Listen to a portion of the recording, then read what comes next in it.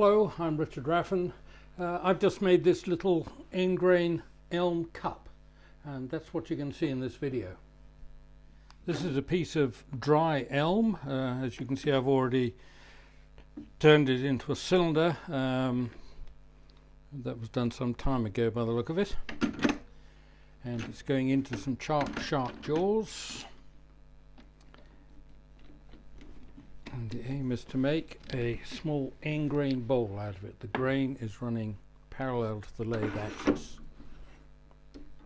So first thing is to get it round in a 1-inch skew chisel.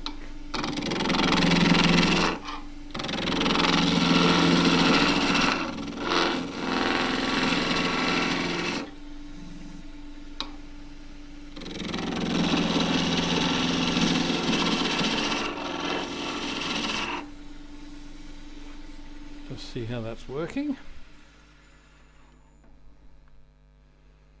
Yep, not too bad.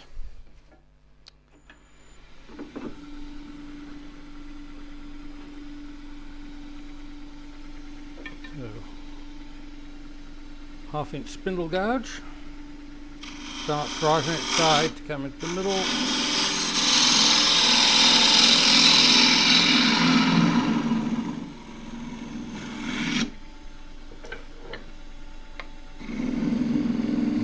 Drill a depth hole first. So this is, I want you to know, this is 90 mil diameter, which is about 3.5 inches.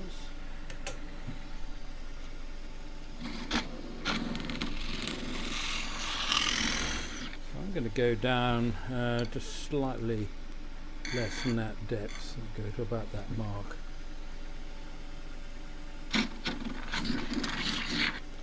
Lost the mark.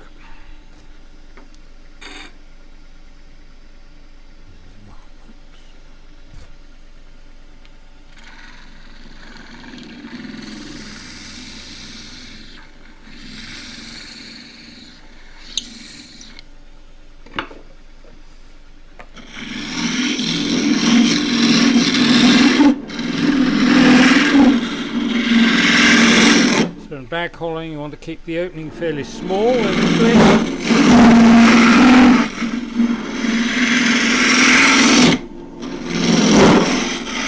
Then you can open it out. Just have to get the bulk out to start with, and come in with the asymmetric round nose.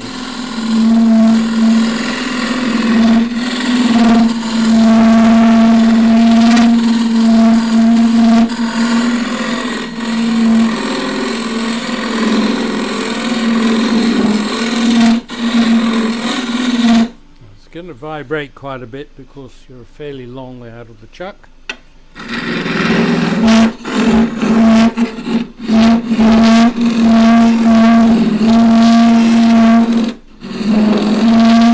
We're also going to endgrain, which is tough.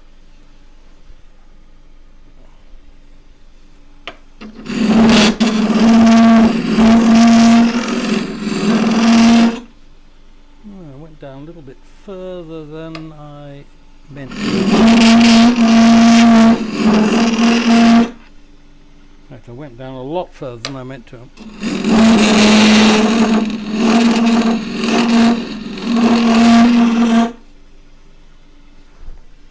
Rest comes up a fraction. Get into the bottom.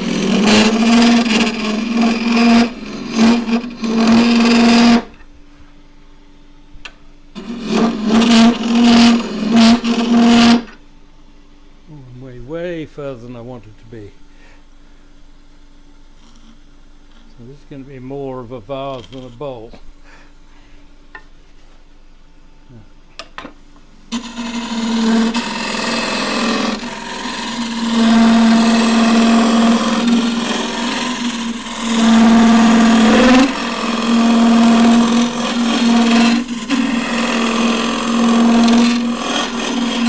What's happening here is that the thumb is providing a lateral fulcrum for the tool. I can tilt the tool up a little bit on this grain because the angle between the surface I'm cutting and the top of the tool is less than 90 degrees, so that's safe. On the end grain, I need to have the tool tilted down for the same reason, so the angle between the surface I'm cutting and the top of the tool is less than 90 degrees, the negative rake.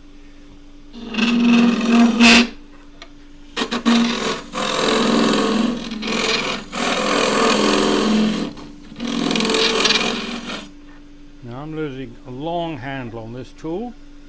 It's a couple of feet long, 600mm.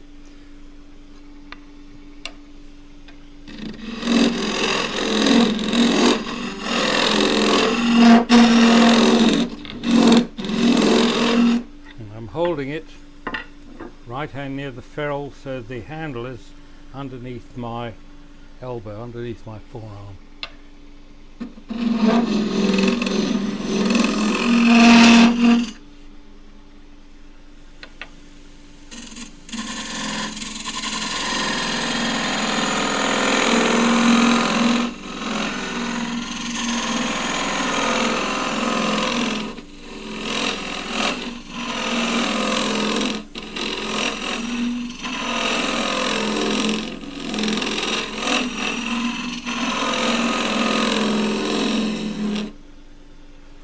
Chances are when you get to the middle you'll have a slight lump, and the way to get rid of that is to come up through from underneath and just come up through the middle.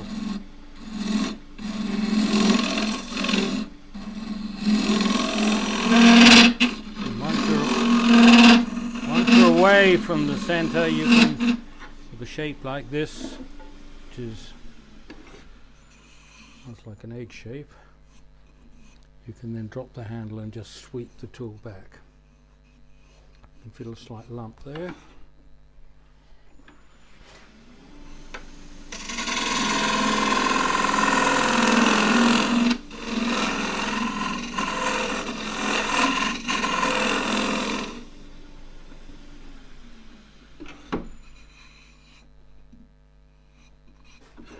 Next thing is to mark the depth and then sand and finish the inside, or at least sand it. So you mark the exact depth on the outside, so you know exactly where the inside is. And sand this out with 180 grits.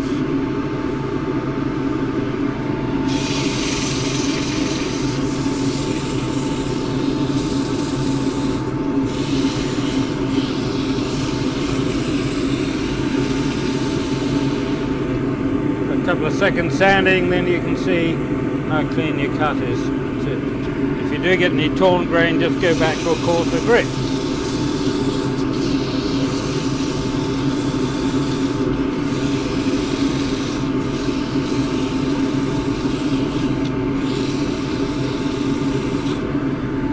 Don't forget the end.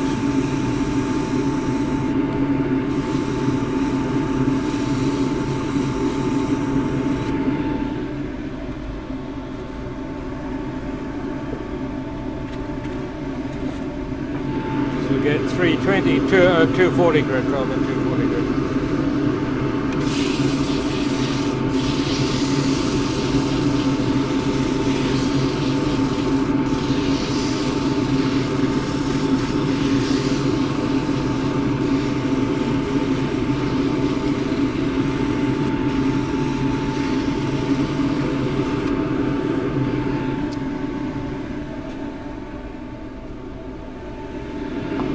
That is all that's going to get. This is going to get some rice oil.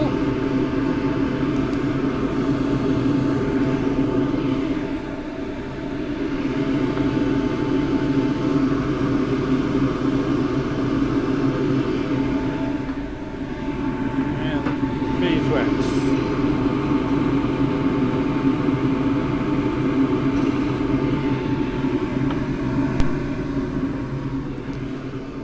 Mixed in with the waxy sock. So that melts into the wood. And the slightly cleaner sock, a slightly less waxy sock. Takes off any surplus.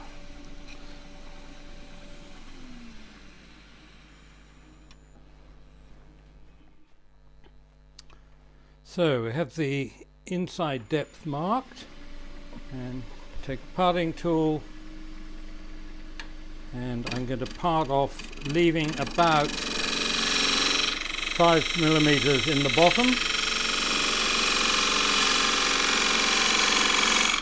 So provided I maintain some of this side of the cut, I know that the inside, the depth of the inside, is 2 tool widths away from that wall. Go down a bit further.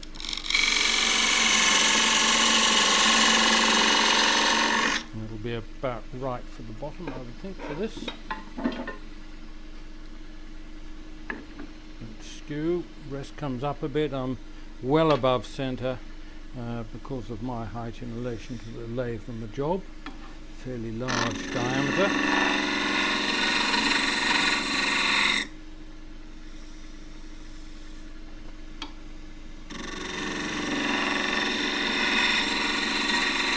This is end grain, so you don't want it too thin. If you have it too thin, it's likely to split.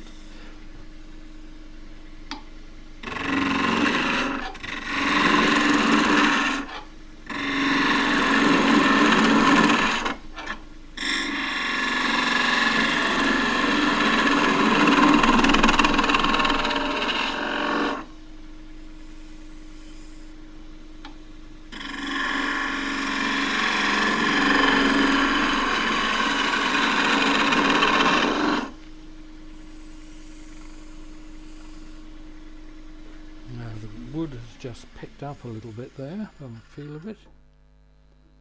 Yeah, because I'm just butting as the cut starts there, it's going into the end grain. I also see that there's a little bit of silver in the wood, a little bit of silvery colour, and that is silica, which means it's going to blunt the tool a bit. A bit irritating.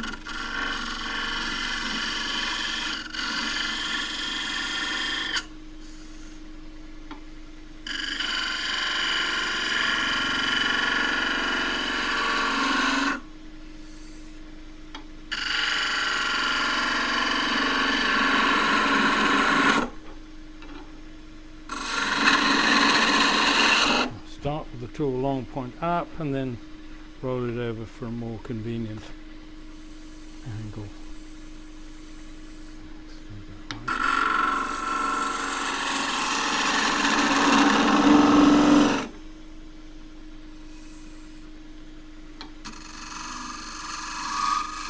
Peeling cut for that.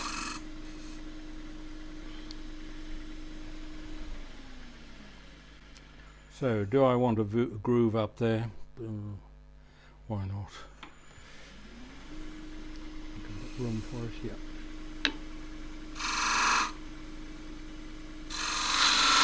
Tough little V groove as decoration.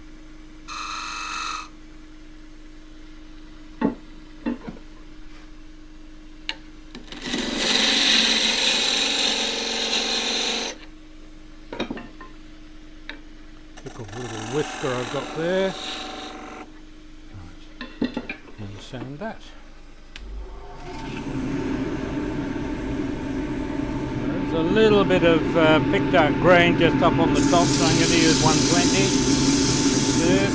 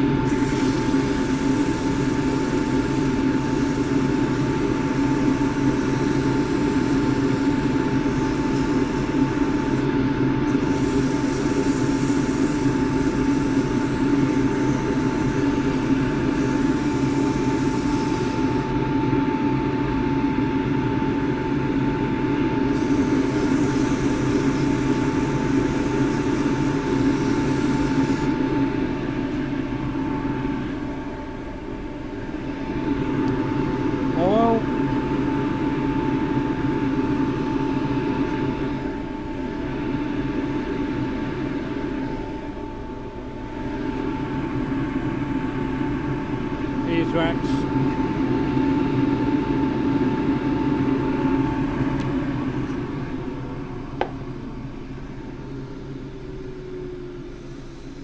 Waxy sock just to melt it all in. And the next final job is going to be to turn this round, just turn the bottom off.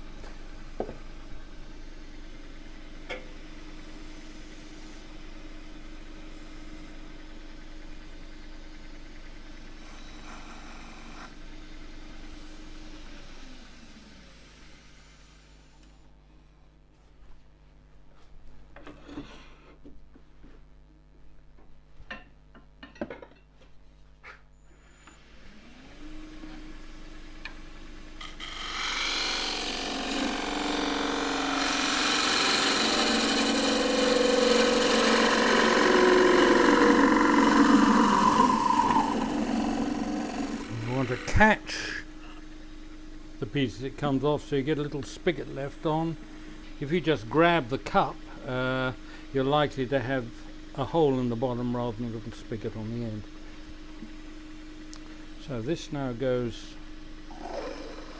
onto a chuck.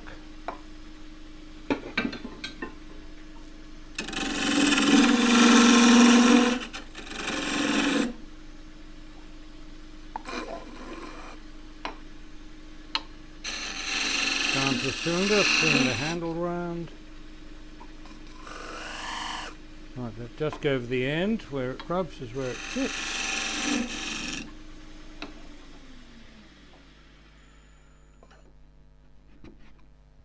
Goes on a teeny bit more than that.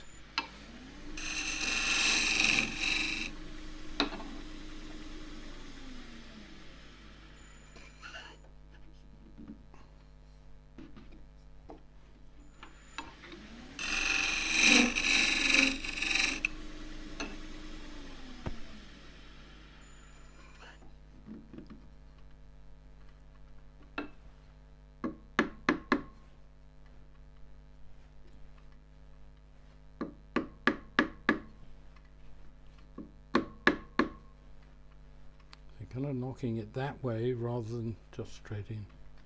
So you're pulling it around into alignment. That's it.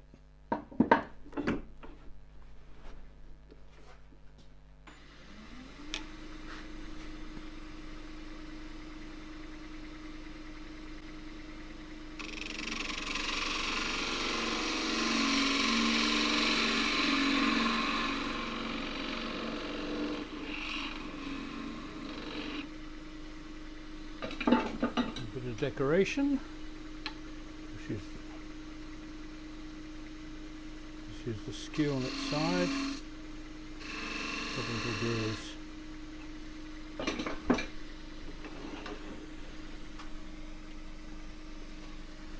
180 grits.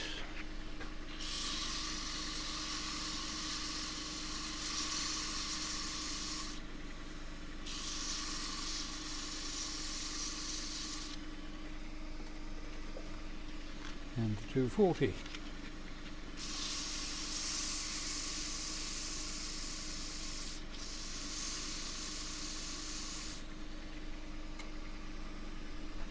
Just use the sock. There's enough wax and oil in that to do the job.